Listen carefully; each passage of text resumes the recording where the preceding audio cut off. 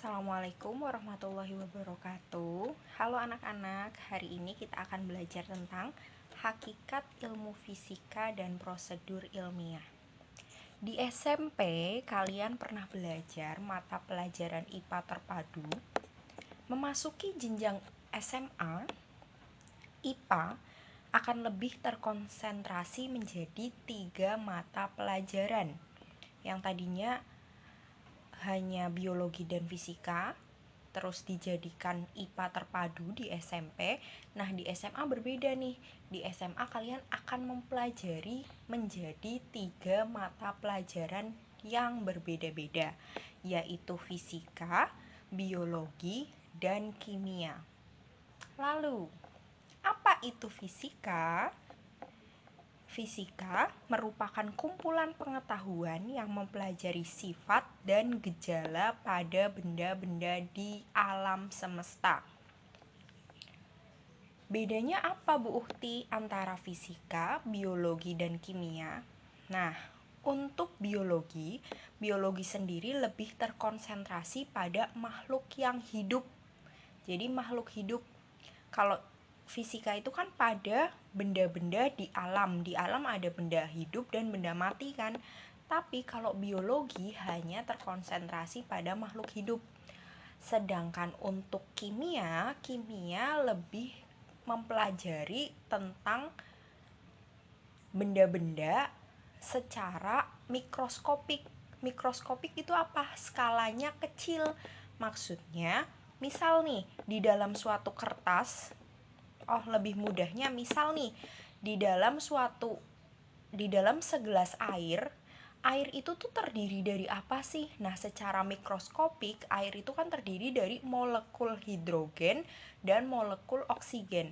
Nah, itu yang akan dipelajari di kimia. Kimia akan mempelajari skala mikroskopik berupa atom, unsur, dan molekul. Jadi itu perbedaan dari ketiganya. Kalau fisika lebih mempelajari tentang gejala pada benda-benda di alam, atau gejala atau fenomena benda-benda di alam. Contohnya apa? Kayak kok bisa ada pelangi ya? Kok bisa ada guntur ya?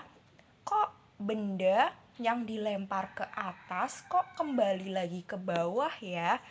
Kenapa ada siang dan malam? Lalu kenapa mata manusia bisa melihat? Nah, itu akan dipelajari di fisika. Lalu, tujuan mempelajari fisika yang Bu Uhti harapkan adalah agar kalian menjadi manusia yang senantiasa bersyukur dengan adanya fenomena fisika yang sangat luar biasa yang dapat terjadi karena adanya kehendak dari Allah Subhanahu wa Ta'ala. Salah satu fenomena fisika nih yang paling dekat dengan kita, yang harus kita syukuri, yaitu adalah adanya gaya gravitasi bumi. Kenapa? Coba kalian bayangkan, misal tidak ada gaya gravitasi bumi, kita semua yang ada di bumi akan melayang tidak teratur dan mungkin bisa saling bertabrakan atau gimana, kan kita tidak bisa mengontrol ya. Jadi salah satu fenomena alam yang patut kita syukuri adalah adanya gaya gravitasi bumi.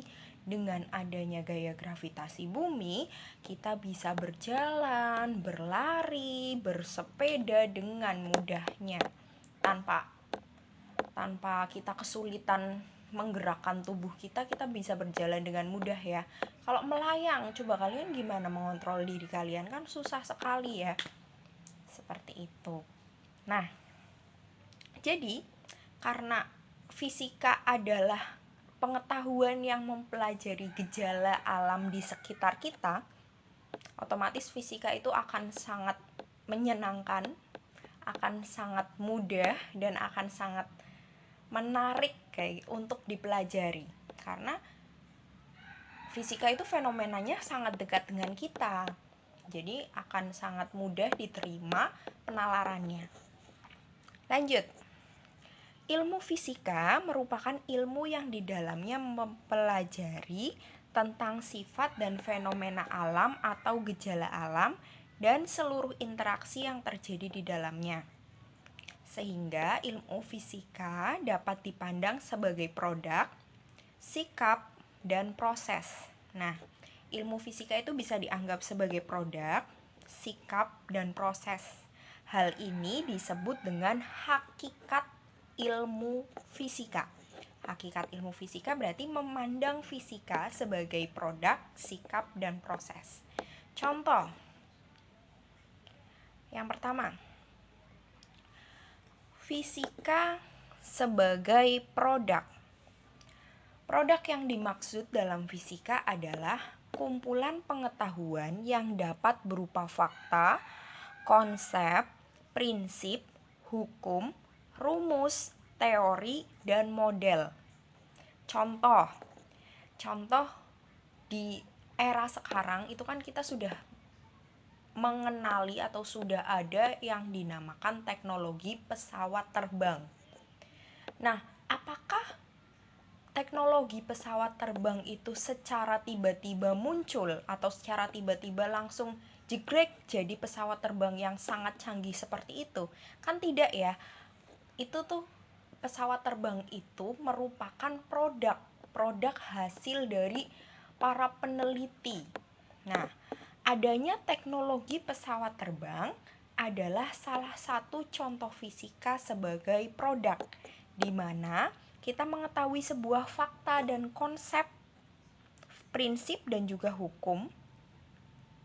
Jadi kita tuh tahu sebuah fakta, konsep, prinsip, dan hukum mengenai keteraturan yang ada di bumi. Kita tahu ya, atau coba kalian bisa praktekkan nih. Setiap benda yang dilempar ke atas pasti akan jatuh ke bawah lagi, ya enggak? Itu berarti kita tahu nih, ada konsep, ada prinsip, ada teori, ada hukum fisika, yaitu gaya gravitasi bumi. Bumi menarik bendanya untuk selalu kembali lagi ke bumi. Nah, dari konsep tersebut, tapi ada suatu model makhluk hidup nih yang ternyata kok bisa ya terbang melawan gravitasi, seolah-olah melawan gravitasi. Contohnya apa? Ada burung nih. Burung kok bisa ya terbang ke atas tanpa, seolah-olah tanpa tertarik oleh bumi. Nah, para ilmuwan mengamati nih, kenapa sih, apa sih yang berbeda dari burung dengan manusia? Kok burung bisa terbang, manusia tidak bisa terbang? Dari model burung tersebut dijadikanlah suatu produk fisika berupa pesawat terbang. Jadi, hal ini menjadikan model yang selanjutnya dikembangkan dengan rumus dan teori untuk membuat produk berupa pesawat terbang. Jadi, itulah fisika sebagai produk dari adanya teori, hukum, prinsip, terus ada model, menjadikan inspirasi untuk membuat suatu produk berdasarkan ilmu fisika. Yang kedua, lanjut yang kedua. Fisika sebagai proses. Tadi sudah Bu Uhti singgung di awal, apakah pesawat terbang yang canggih seperti saat ini secara tiba-tiba langsung bisa ilmuwan buat? Tentu tidak ya, tentu ilmuwan itu melakukan sebuah proses penelitian di mana ada kegagalan, ada keberhasilan, ada perbaikan, ada perkembangan, kayak gitu kan. Jadi, semua jenis produk dihasilkan setelah kita mempelajari gejala alam yang melibatkan materi, energi, dan interaksi melalui serangkaian proses. Proses tersebut meliputi langkah-langkah pengamatan, perumusan masalah, penyusunan hipotesis melalui eksperimen, analisis data, dan penarikan kesimpulan. Nah, saat para ilmuwan menciptakan teknologi berupa pesawat terbang, para ilmuwan akan melalui serangkaian proses panjang hingga dapat menciptakan pesawat yang terbaik sampai saat ini. Jadi ini Bu Ukti ada beberapa contoh gambar perkembangan pesawat terbang dari zaman dulu ke zaman sekarang yang sudah sangat canggih. Burung besi terbang tinggi. Nah, kegagalan demi kegagalan menjadi bagian dari sejarah. Manusia tak pernah berhenti untuk membuat burung besi atau pesawat terbang yang bisa mengangkut banyak penumpang dan terbang jauh lebih cepat, nyaman, dan aman. Jadi sebelum ada pesawat yang canggih seperti ini, model pesawat terbang tuh seperti ini. Awalnya kayak gini. Nah, terus seperti ini berkembang, terus-menerus berkembang sampai akhirnya bentuknya seperti ini. Bisa mengangkut lebih banyak orang. Aslinya kan kalau seperti ini hanya bisa mengangkut 1 orang, 2 orang, misal kayak gitu. Nah, sekarang berkembang bisa mengangkut sampai ratusan orang. Itu perkembangan teknologi yang tentunya membutuhkan proses yang sangat panjang. Jadi ilmu fisika dapat dianggap sebagai suatu proses. Gitu ya. Terus lanjut lagi. Tadi kan fisika sebagai produk sudah, fisika sebagai proses sudah. Nah, yang ketiga adalah fisika sebagai sikap. Loh, baru denger ya. Coba bersikap dengan cara fisika gitu. Ternyata bisa nih bersikap dengan cara fisika. Maksudnya apa, Bu Ukti? Maksudnya seperti ini. Setiap langkah dalam proses itu membutuhkan sifat atau sikap ilmiah yang baik. Antara lain rasa ingin tahu, rasa percaya diri, kreatif, teliti, objektif, jujur, terbuka, mau bekerja sama, dan mau mendengarkan pendapat orang lain. Nah, itu fisika sebagai sikap. Jadi, maksudnya gimana? Teknologi pesawat terbang yang secanggih sekarang ini tidak akan pernah ada kalau seorang peneliti tidak memiliki sikap rasa ingin tahu. Ada burung terbang, bodo amat, nggak usah dipikirin kayak gitu. Kan kalau peneliti kan, loh kok burung bisa terbang, kita tidak bisa ya. Nah, itu rasa ingin tahu. Terus rasa percaya, kita harus percaya kita bisa, iya nggak? Kalau peneliti tidak punya rasa percaya diri khususnya, dan dia gampang menyerah, misal ada kegagalan satu, dia langsung menyerah, tidak akan bisa berkembang. Lalu kreatif, teliti, objektif, jujur, terbuka, mau bekerja sama, dan lain-lain. Jadi fisika itu bisa dianggap atau bisa dipandang sebagai sikap. Sikapnya adalah sikap yang positif tentunya.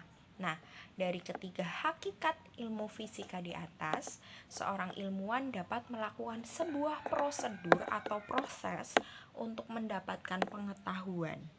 Prosedur ini disebut dengan metode ilmiah. Nah, sebelum peneliti benar-benar menemukan pesawat terbang, otomatis peneliti harus melalui beberapa proses ya. Prosesnya itu apa saja sih? Peneliti harus melakukan apa saja sih? Nah, prosedur itu disebut dengan metode ilmiah. Jadi kita masuk ke subbab materi, yaitu materi metode ilmiah dan laboratorium. Apa itu metode ilmiah? Tadi sudah dijelaskan ya, metode ilmiah adalah prosedur dalam mendapatkan pengetahuan yang disebut ilmu. Nah, sebelum mendapatkan ilmu, pasti ada langkah-langkahnya ya untuk mendapatkan ilmunya terlebih dahulu. Jadi, ilmu adalah pengetahuan yang didapatkan lewat metode ilmiah. Syarat-syarat yang harus dipenuhi suatu pengetahuan agar dapat disebut ilmu dan ilmiah adalah sebagai berikut. Nih, syaratnya suatu pengetahuan dapat disebut dengan ilmu. Yang pertama adalah objektif. Objektif artinya pengetahuan sesuai dengan objeknya atau tidak, atau didukung fakta empiris. Maksudnya gini, objektif itu kan berlaku untuk umum ya, sesuai dengan objeknya. Maksudnya ketika ada peneliti membuat pesawat terbang, ya pesawatnya harus bisa terbang di semua daerah, tidak hanya misal terbang di Indonesia. Jadi penelitiannya harus dilakukan benar-benar objektif, di semua tempat itu berlaku seperti itu. Yang kedua, metodik. Metodik artinya pengetahuan tersebut diperoleh dengan menggunakan cara-cara tertentu yang teratur dan terkontrol. Jadi harus ada keteraturan dalam penelitian nih. Nggak boleh seenaknya nih. Saya buat sayapnya dulu, saya buat mesinnya dulu. Enggak, harus teratur. Bagaimana step by stepnya harus jelas. Yang ketiga, sistematis. Artinya pengetahuan tersebut disusun dalam suatu sistem yang satu sama lain saling berkaitan dan saling menjelaskan sehingga seluruhnya merupakan satu kesatuan yang utuh. Nah, tadi berarti dia sistematis itu masih relate dengan metodik ya. Step by stepnya tuh harus jelas. Yang ketiga, berlaku untuk umum. Berlaku untuk umum itu agak relate dengan objektif, yaitu artinya pengetahuan ini tidak hanya diamati oleh seseorang atau beberapa orang saja, tetapi semua orang dan cara eksperimen yang sama akan memperoleh hasil yang sama pula. Gitu. Nah, sekarang masuk ke langkah-langkah metode ilmiah. Terdapat suatu prosedur atau langkah-langkah yang harus dilakukan untuk melakukan suatu proyek ilmiah, antara lain sebagai berikut. Yang pertama, langkah pertama untuk metode ilmiah adalah melakukan pengamatan atau observasi. Langkah awal yang harus dilakukan dalam sebuah penelitian adalah melakukan pengamatan atau observasi untuk menemukan masalah melalui pengamatan kuantitatif atau kualitatif. Bedanya apa nih antara kuantitatif dan kualitatif? Ini bisa kalian cari ya. Apa perbedaan kuantitatif dan kualitatif? Nah, contoh ada proyek yang berjudul massa jenis zat cair. Pas di SMP sudah dong belajar massa jenis zat cair. Massa jenis zat cair rumusnya apa ya? Massa jenis zat cair rumusnya adalah Rho sama dengan massa per volume. Massa jenis zat cair itu rumusnya, Budi pakai pulpen warna merah biar jelas. Rumusnya adalah Rho sama dengan M per V. M itu adalah massa, V itu adalah volume. Rho adalah massa jenis. Misal nih, kita mau melakukan proyek ilmiah berjudul massa jenis zat cair. Langkah pertama yang harus dilakukan adalah melakukan pengamatan atau observasi pada zat cair yang akan dicari massa jenisnya. Misal, di rumah kalian punya 3 jenis massa zat cair nih. Ada air, ada minyak, dan juga ada oli di rumah. Misal ada minyak goreng, air, dan oli. Nah, peneliti melakukan pengamatan dan observasi nih tentang karakteristik masing-masing zat cair, mulai dari warna. Warnanya minyak apa? Kuning. Warnanya air keran apa? Bening atau tidak berwarna. Warnanya oli apa? Cenderung coklat ya. Nah, itu dari karakteristik warna aja zat cairnya udah beda ya. Masa jenisnya kira-kira beda enggak? Nah, itu nanti akan kita teliti. Misal, lalu kekentalan. Gimana? Air kan cenderung lebih cair ya dibanding minyak dan oli. Nah, gitu. Terus fungsi air bisa untuk dikonsumsi, sedangkan minyak untuk menggoreng, kalau oli untuk melumas. Kan dari fungsi pun beda-beda ya. Nah, itu kita akan meneliti massa jenis zat cair. Lalu yang kedua, merumuskan masalah. Masalah merupakan pertanyaan mengenai apa, siapa, kapan, di mana. Ini Bu Uti salah ketik ya. Di mana,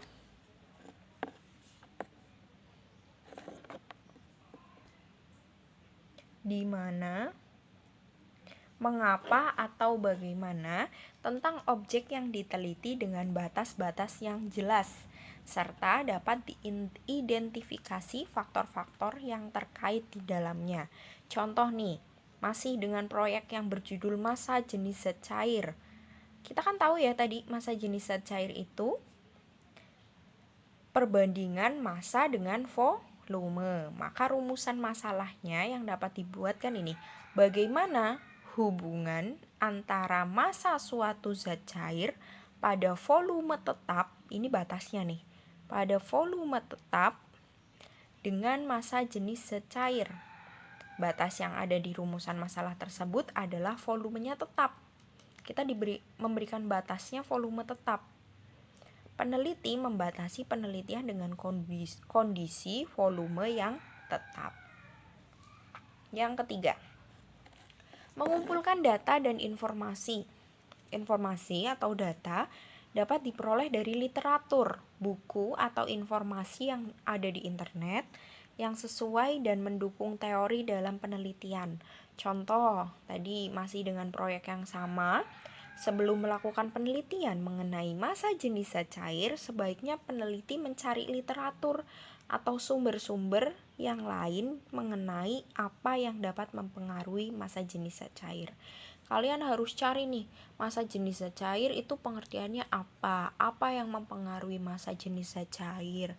Terus satuan massa jenis zat cair apa, yang menemukan apa, biar lebih valid lagi penelitian kalian. Gitu ya.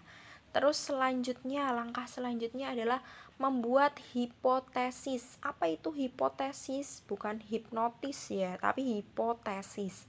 Apa itu hipotesis? Hipotesis merupakan jawaban atau dugaan sementara. Nah, ini nih, kalian nambah lagi nih, hipotesis. Kalau misal bisa nih, buat kosakata kalian, misal ada temen yang cerita, katanya ya ini tuh ini kamu jangan berhipotesis lah, kayak gitu. Nah gitu, jadi hipotesis merupakan jawaban atau dugaan sementara belum terbukti ya tentang masalah yang akan diselidiki. Setelah membaca literatur dan sumber-sumber yang mendukung teori dalam penelitian, kita dapat menduga sementara hasil penelitian yang akan kita lakukan dengan cara membuat hipotesis. Sebelum membuat hipotesis kan kita sudah membaca literatur ya, membaca sumber-sumber belajar. Dari situ kan kita tahu nih bahwa misal massa jenis zat cair itu dipengaruhi oleh massa dan volumenya. Jadi di sini kita bisa menduga nih, kata buku kan seperti itu. Tapi kalian nggak boleh asal percaya dengan buku, kalian harus membuktikannya sendiri. Jadi di sini hipotesisnya adalah massa jenis zat cair. Hipotesisnya adalah terdapat hubungan antara massa zat cair pada volume tetap dengan massa jenis zat cair. Seperti itu. Lanjut ke langkah selanjutnya, yaitu melakukan percobaan atau eksperimen. Setelah kalian membuat hipotesis, kan kalian nggak boleh percaya begitu saja, tapi harus dibuktikan dengan cara melakukan percobaan. Setelah membuat hipotesis, maka seorang peneliti harus melakukan percobaan untuk membuktikan bahwa hipotesis atau dugaannya benar. Terdapat 3 jenis variabel yang perlu diperhatikan pada suatu percobaan. Nah, ini ada 3 variabel yang perlu diperhatikan. Yang pertama, variabel bebas, yaitu variabel yang dapat diubah secara bebas. Contoh, pada penelitian massa jenis zat cair, yang dirubah-rubah kan itu massanya ya. Jadi variabel bebasnya adalah massa zat cair. Terus variabel terikat, yaitu variabel yang diteliti dan perubahannya bergantung pada variabel bebas. Kita kan mau cari massa jenis zat cair, ya enggak? Jadi otomatis variabel terikatnya adalah massa jenis zat cair. Yang ketiga, variabel terkontrol, yaitu variabel yang selama percobaan dipertahankan tetap. Ayo, apa tadi yang dipertahankan tetap? Volume. Langkah selanjutnya, yaitu menganalisis data. Setelah melakukan percobaan dan memperoleh hasil berupa data, langkah selanjutnya adalah menganalisis data tersebut secara statistik dan non-statistik. serta data dapat ditampilkan dalam bentuk grafik, tabel, matriks, histogram, maupun skema. Nah, yang terakhir nih, kita menarik kesimpulan. Kesimpulan penelitian merupakan ringkasan hasil penelitian dan pernyataan mengenai hubungan hipotesis dan eksperimen. Contoh, pada penelitian massa jenis zat cair dapat disimpulkan bahwa terdapat hubungan antara massa jenis zat cair pada volume tetap dengan massa jenis zat cair, yaitu semakin besar massa jenis zat cair tersebut, maka semakin besar pula massa jenisnya. Nah, itu kesimpulannya. Sekarang, apa sih Bu Ukti kegunaan dari metode ilmiah itu? Nah, kegunaannya dalam kehidupan sehari-hari adalah sebagai berikut ini. Banyak loh kegunaannya. Yang pertama, membantu memecahkan masalah dan penalaran. Membantu memecahkan masalah dengan penalaran dan pembuktian yang memuaskan. Jadi kalian itu generasi yang tidak percaya berita hoax. Jadi kalau ada berita itu tidak langsung percaya, tapi karena kalian sudah belajar metode ilmiah, kalian mencari referensi, membuktikan, ya enggak? Tidak mudah percaya akan berita hoax nih, salah satu contoh kegunaan metode ilmiah, karena kalian punya langkah-langkah, punya prosedur. Kalau mau membuktikan sesuatu ya harus menggunakan metode ilmiah itu, kayak gitu. Yang kedua, menguji ulang hasil penelitian orang lain sehingga diperoleh kebenaran yang objektif. Jadi misal ada peneliti berhasil menemukan ini, lalu kalian mencoba mengulangi. Nah, itu bisa untuk menguji ulang. Terus yang ketiga, memecahkan atau menemukan jawaban rahasia alam yang sebelumnya masih menjadi teka-teki. Jadi sebelumnya kayak, kok burung bisa terbang ya, kayak gitu. Jadi peneliti zaman dulu itu bisa menemukan pesawat terbang dari melihat rahasia alam berupa keistimewaan burung yang bisa terbang. Lanjut, metode ilmiah tersebut itu tuh dilakukan bisa di dalam laboratorium atau tidak di dalam laboratorium. Nah, ketika kalian berada di laboratorium untuk praktik, ada beberapa hal yang perlu diperhatikan, yaitu keselamatan kerja di laboratorium. Dalam melakukan penelitian atau praktikum fisika, kita terkadang diharuskan bekerja di laboratorium. Banyak hal yang perlu diketahui dan diperhatikan demi menjaga keselamatan diri saat bekerja di laboratorium. Nah, syarat laboratorium yang baik. Yang pertama, syaratnya kelengkapan alat, keselamatan, dan nomor telepon penting. Jadi misal ada terjadi kecelakaan di laboratorium, kita bisa langsung bertindak ataupun menolong. Terus yang kedua, memiliki sistem ventilasi yang baik. Proses keluar masuk udara harus diperhatikan dengan baik. Yang ketiga, memiliki penataan ruang yang baik. Penempatan bahan kimia dan peralatan percobaan harus ditata dengan rapi supaya dapat memudahkan saat akan digunakan. Nggak berantakan ya, nggak asal menaruh barang. Jadi ini perlu kalian perhatikan. Barangkali nanti kita akan melakukan praktikum fisika di laboratorium, kalian harus mematuhi keselamatan kerja laboratorium. Yang keempat, alat keselamatan kerja harus selalu tersedia dalam kondisi yang baik dan siap pakai. Yang kelima, laboratorium harus memiliki jalur evakuasi yang baik, setidaknya memiliki 2 pintu dengan jarak yang cukup jauh. Terus yang keenam, bahan kimia yang berbahaya harus ditempatkan di rak khusus. Apabila terdapat 2 bahan kimia atau lebih yang dapat menimbulkan ledakan, jika bereaksi maka penempatannya harus terpisah. Jadi di laboratorium itu akan ada banyak bahan kimia berbahaya. Jadi ketika nanti kalian berada di laboratorium, misal untuk kegiatan praktikum, Bu Ukti minta tolong untuk tidak menyentuh alat-alat atau barang-barang secara sembarangan ya, sebelum diperintahkan oleh gurunya.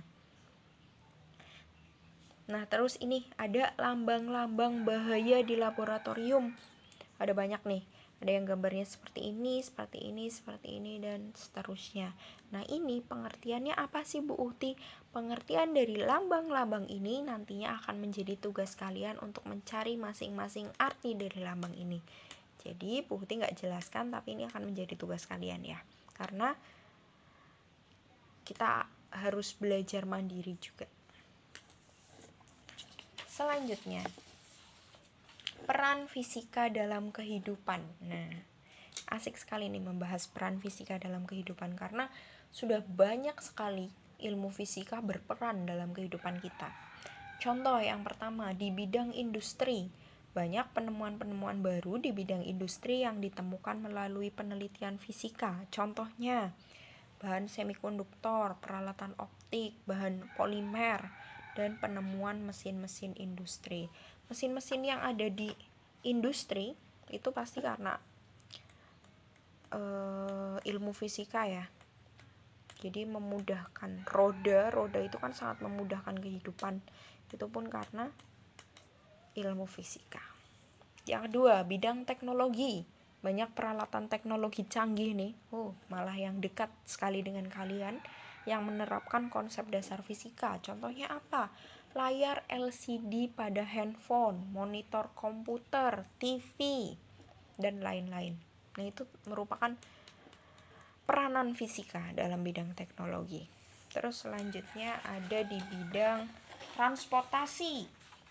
Transportasi ada kereta monorail, terus ada kapal layar, terus ada kapal selam. Itu tuh adalah peran fisika di bidang transportasi karena peralatan transportasi baik darat maupun laut itu menggunakan konsep fisika, khususnya konsep fluida.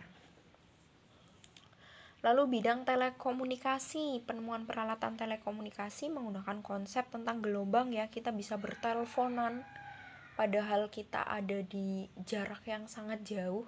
Itu merupakan peranan fisika, memanfaatkan gelombang gitu ya. Terus lanjut ada di bidang pertanian. Nah, mesin-mesin diesel, lalu pemotong rumput dan lain-lain itu adalah perkembangan dari ilmu fisika. Terus bidang kedokteran. Peralatan kedokteran itu tuh banyak sekali diambil dari konsep fisika. Contohnya seperti CT scan, X-ray atau USG juga itu dari gelombang. Gitu ya. Jadi fisika sangat punya banyak peran dalam kehidupan kita. Dan di sini Bu Uhti ngajar fisika, semoga kita bisa belajar fisika dengan baik, menyenangkan dan bisa dipahami oleh kalian dan membuat kalian jauh lebih bersyukur karena kebesaran Allah Subhanahu wa taala. Nah, cukup sekian materi hakikat ilmu fisika dan prosedur ilmiah. Terima kasih. Wassalamualaikum warahmatullahi wabarakatuh.